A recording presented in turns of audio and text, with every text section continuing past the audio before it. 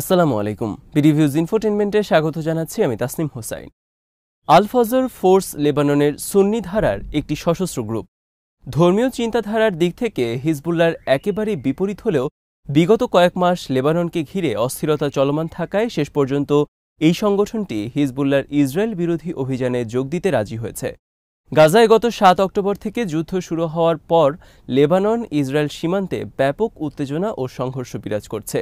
লেবাননের রাজনৈতিক বাস্তবতায় সুন্নি ও শিয়া ধারার দুটো সশস্ত্র সংগঠনের একসাথে কাজ করার সিদ্ধান্ত আঞ্চলিক সমীকরণে একটি নতুন মাত্রা যোগ করেছে। বিস্তারিত থাকছে আজকের প্রতিবেদনে।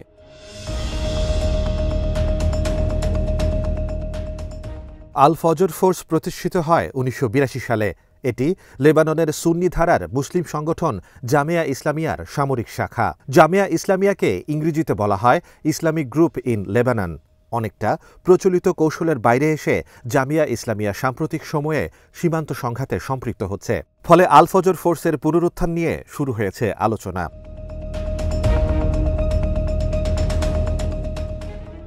অনেকের মনেই সংশয়, ইসরায়েল গাজা যুদ্ধ শেষ করার পরও আল ফজর ফোর্স এই লড়াই সংগ্রাম অব্যাহত রাখবে কিনা।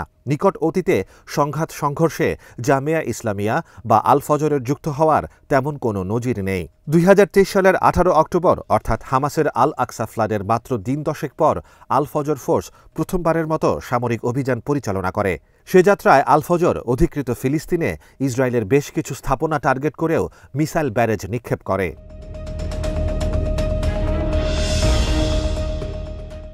এরপর থেকে আল ফজর ফোর্স নিয়মিতভাবেই ইসরায়েলের বিরুদ্ধে আক্রমণ চালিয়েছে। পক্ষান্তরে ইসরায়েলের হামলায় এ পর্যন্ত আল ফজর ফোর্সের ৭ জন যোদ্ধা নিহত হয়। আল ফজরের আরও ৭ জন প্যারামেডিক্স গত ২৭ মার্চ হাববারিয়াতে ইসরায়েলি বিমান বাহিনীর হামলায় নিহত হয়।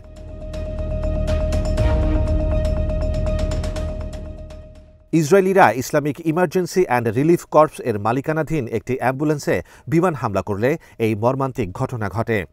Islamic emergency and relief corps হল জামিয়া ইসলামিয়ার সাথে সম্পৃক্ত একটি চিকিৎসাসেবী সংগঠন, যারা লেবাননের সাধারণ মানুষকে স্বল্প মূল্যে চিকিৎসা সেবা প্রদান করে থাকে।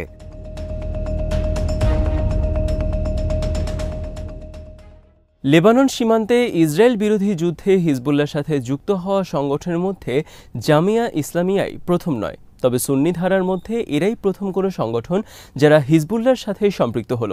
গত এপ্রিল মাসের শেষের দিকে আক্কারের বেবনাইন এলাকার একটি কুচকাওয়াজে আল ফজরের যোদ্ধারা অংশ নেয়। এরপর নতুন করে আলোচনায় আসে আল ফজরের নাম।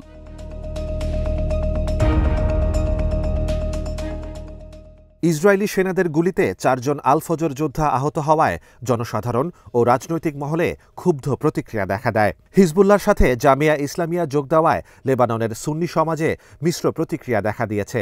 কেউ কেউ যেমন এই সিদ্ধান্তকে স্বাগত জানিয়েছেন, আবার কোনো কোনো সুন্নি নেতা জামিয়ার সিদ্ধান্তের সমালোচনাও করেছেন।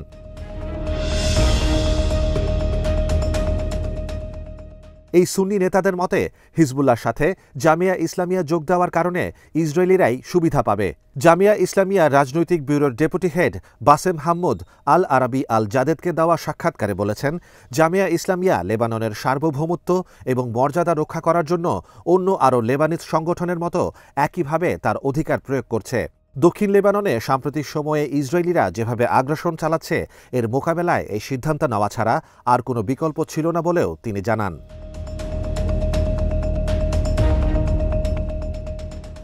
হাম্মুদ আরও বলেন, ইসরায়েলি আগ্রাসনের বিরুদ্ধে লড়াইয়ে অন্যান্য সব প্রতিরোধ সংগঠনের পাশাপাশি জামিয়া ইসলামিয়াও অংশগ্রহণ করছে। আমরা সবাই মিলে জায়নবাদীদের জানিয়ে দিতে চাই, লেবাননের সার্বভৌমত্ব নিয়ে আর কোনো হুমকি সহ্য করা হবে না। এখন থেকে লেবাননের ওপর কোনো আক্রমণ চালানো হলে এর উত্তর সাথে সাথেই দেয়া হবে। গাজার যুদ্ধ শেষ হওয়ার পর আল ফজর ফোর্সের ভূমিকা কেমন হবে এ সম্পর্কে প্রশ্ন করা হলে হাম্মুদ বলেন, আমরা বর্তমানে একটি অপরাধী শত্রুর সাথে যুদ্ধে রয়েছি। কিভাবে এ শত্রুকে চ্যালেঞ্জ করা যায়, আমাদের জনগণকে নিরাপত্তা দেয়া যায় এবং দেশকে রক্ষা করা যায়, এগুলো নিয়েই আমরা এখন ভাবছি।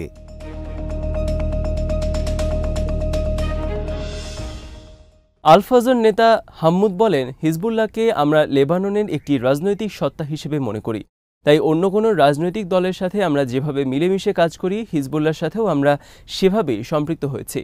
কিছু বিষয় যেমন হিজবুল্লাহর সাথে আমাদের ঐকমত্য রয়েছে, তেমনি নানা বিষয়ে আমাদের মতপার্থক্য রয়েছে।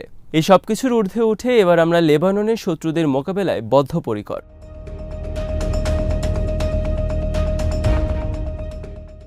বেব-9-এ সামরিক কুচকাওয়াজে অংশগ্রহণ এবং সীমান্ত সংঘাতে হিজবুল্লাহর সাথে আল ফজর ফোর্সের সম্পৃক্ততা লেবাননের রাজনীতিতে মেরুকরণের জন্ম দিয়েছে।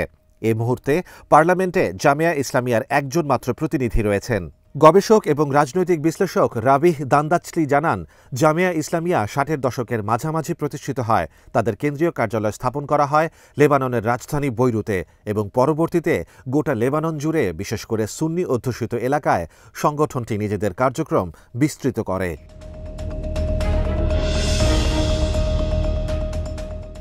1982 সালে ইসরায়েল যখন লেবাননে আক্রমণ করে তখন জামিয়া ইসলামিয়ার সামরিক শাখা হিসেবে আল ফজর ফোর্স প্রতিষ্ঠিত হয়। দক্ষিণ লেবাননের পূর্ব সিডনে এই ফোর্সের সামরিক উপস্থিতি ছিল। প্রথম কোনো সুন্নি সংস্থা হিসেবে আল ফজরই সবার আগে সামরিক কার্যক্রম শুরু করে।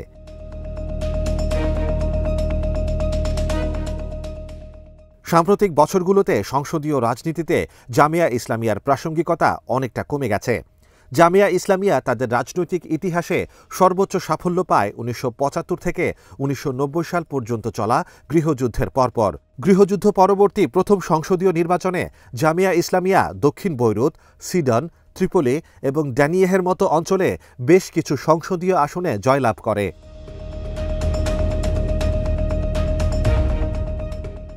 এরপর থেকে দলটি নিজেদের সীমাবদ্ধতা বুঝতে পারে এবং বিভিন্ন দলের সাথে জোটে অংশ নেয়।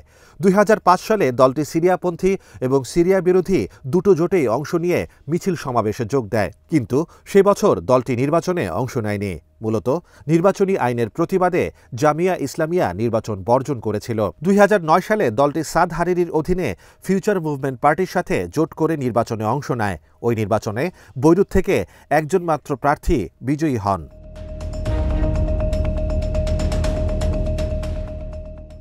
গাজায় ইসরায়েল যুদ্ধ শুরুর প্রতিক্রিয়ায় আল ফজর ফোর্স সামরিক তৎপরতা শুরু করলেও তাদের কার্যক্রম অনেকটা প্রতীকী এবং সীমিত। জামিয়া ইসলামিয়া অনেক আগে থেকেই আদর্শিক জায়গা থেকে হামাসের সাথে ঘনিষ্ঠ। হামাসের সাথে সম্পর্কের সূত্র ধরে তারা ইসরায়েল বিরোধী যুদ্ধে অংশ নিচ্ছে। রাবিহ দান্দাচলির মতে চলমান যুদ্ধে আল ফজরের ভূমিকা অনেকটা নৈতিক অবস্থান থেকেই নেয়া।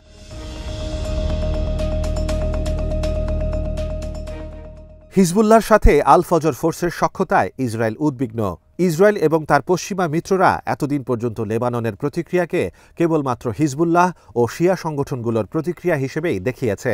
ইসরায়েল এভাবেই প্রতিরোধ প্রক্রিয়াকে সংজ্ঞায়িত করার চেষ্টা করছে।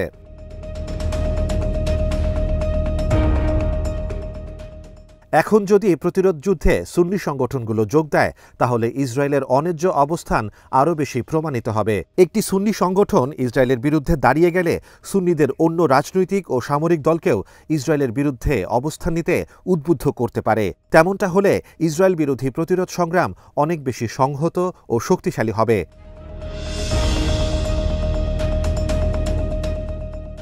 কার্নেগি মিডল ইস্ট সেন্টারের গবেষক মোহানাদ হাগে আলী মনে করেন, আল ফজর ফোর্স হিজবুল্লাহর সাথে যোগ দেওয়ায় সুন্নি অন্যান্য সংগঠনও উৎসাহিত হয়ে ভবিষ্যতে হিজবুল্লাহর নেতৃত্বাধীন ইসরায়েল বিরোধী বলয়ে যোগ দিতে পারে। আর তেমনটা হলে লেবাননের ইসরায়েল বিরোধী সংগ্রাম ভিন্ন মাত্রা পাবে, তাতে কোনো সন্দেহ নেই।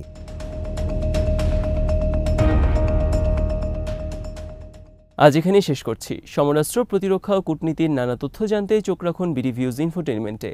চ্যানেলটি ভালো লাগলে সাবস্ক্রাইব করুন। সংযুক্ত থাকুন আমাদের ফেসবুক পেজে। আল্লাহ হাফেজ।